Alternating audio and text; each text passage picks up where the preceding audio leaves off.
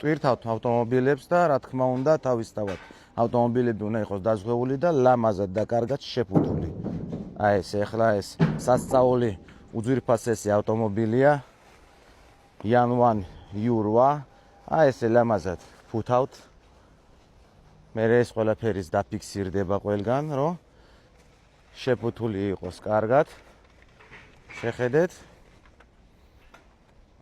და უკვე თავისთავად ერთი კაცი უკვე შიგნით არის, რომ მელე შემოიყვანოს.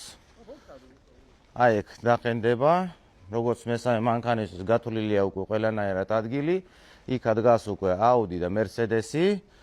ყველაფერი კარგად არის უკვე ჩაიტვირთა. დარჩა ეს ულამაზესი, უსასწაულესი ავტომობილი, რომელიც არის სასწაულად სასწაული.